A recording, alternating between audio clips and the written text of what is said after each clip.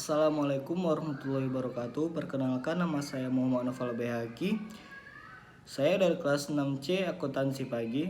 Di sini saya akan menjelaskan tentang sampling audit dalam pengujian substantif. Audit sampling digunakan untuk mendapatkan informasi tentang jumlah-jumlah rupiah yang digunakan dalam rangka pengujian substantif untuk mengumpulkan bukti tentang kewajaran asensi RCRC manajemen dalam laporan keuangan. Rencana sampling dalam pengujian substantif dirancang untuk yang pertama yaitu mendapatkan bukti bahwa saldo rekening tidak salah saji secara material, dan yang kedua membuat estimasi independen tentang suatu jumlah. Pendekatan sampling statistik. Yang pertama, sampling probabilitas proporsional dengan ukuran PPU, dan yang kedua sampling variabel klasik. Perbedaan keduanya yaitu sampling PPU berdasarkan teori sampling atribut, sedangkan sampling variabel klasik berdasarkan teori distribusi normal. Proporsional dengan ukuran PPU adalah suatu pendekatan yang menggunakan teori sampling atribut untuk menyatakan kesimpulan dalam jumlah rupiah, bukan sebagai tingkat deviasi. Model ini diterapkan dalam pengujian transaksi dan saldo yang salah saji terlalu tinggi. Berguna dalam pengujian. Yang pertama, piutang. Apabila pengkreditan yang tidak dikerjakan terhadap rekening debitur tidak signifikan. Yang kedua, investasi dalam surat berharga. Yang ketiga, pengujian harga sediaan bila diperkirakan hanya terdapat sedikit selisih. Dan yang keempat, tambahan pada aktiva tetap. Tujuan umum sampling PPU adalah untuk mendapatkan bukti bahwa saldo rekening menurut catatan tidak salah saji secara material. Melaksanakan rencana sampling. Yang pertama, auditor menerapkan prosedur pengauditan yang sesuai untuk menentukan suatu nilai menurut audit untuk setiap unit logis yang diikutsertakan dalam sampel.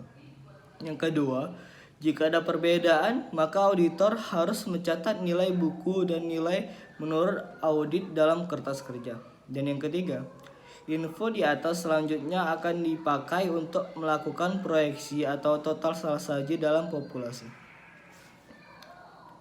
Mengevaluasi hasil sampel. Yang pertama, auditor menghitung batas atas salah saji atau BAS dari data sampel membandingkan dengan salah saji yang ditoleransi yang ditetapkan dalam rancangan sampel. Rumus batas salah saji.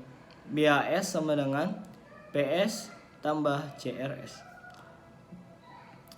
PS dalam artian total proyeksi salah saji dan dalam populasi, dan CRS cadangan risiko salah saji. Kerugian metode PPU. Yang pertama, didasarkan asumsi nilai audit suatu sampling tidak akan lebih kecil dari 0 atau lebih besar dari nilai buku. Yang kedua, jikalau salah saji terlalu rendah, maka sampel memerlukan pertimbangan khusus. Yang ketiga, pemilihan saldo 0 memerlukan pertimbangan khusus.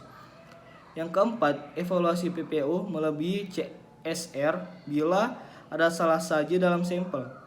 Maka auditor menolak nilai buku populasi yang sesungguhnya dapat diterima. Dan yang kelima, jika jumlah salah saji meningkat, maka ukuran sampel yang sesuai juga meningkat.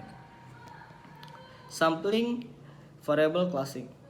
Ada 3 metode dalam sampling variabel klasik. Yang pertama, mean per unit atau MPU. Yang kedua, selisih, dan yang ketiga, rasio. Mean per menit per unit atau MPU. Sampling estimasi MPU meliputi penentuan nilai audit untuk setiap unsur dalam sampel.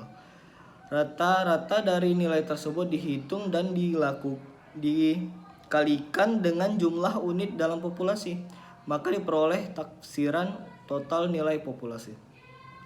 Faktor-faktor yang mempengaruhi ukuran sampel. Yang pertama, ukuran populasi atau jumlah unit. Yang kedua, estimasi standar deviasi populasi.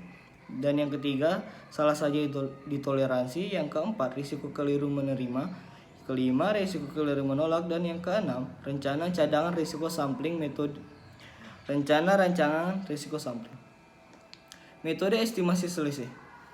Dalam metode ini, selisih antara nilai audit dan nilai buku dihitung setiap unsur sampel. Selanjutnya, rata-rata selisih digunakan untuk menaksir nilai total populasi. Variabel selisih digunakan dalam penentuan cadangan risiko sampling yang dicapai. Kondisi yang harus dipenuhi untuk metode estimasi selisih. Yang pertama, nilai buku setiap unsur populasi harus diketahui. Dan yang kedua, total nilai buku harus diketahui dan sama dengan hasil penjualan nilai-nilai buku dari unsur individual. Dan yang ketiga, yang terakhir, yaitu selisih antara nilai buku dan nilai audit diperkirakan tidak sedikit. Sekian dari penjelasan saya. Bila ada kurang, saya mohon maaf. Assalamualaikum warahmatullahi wabarakatuh.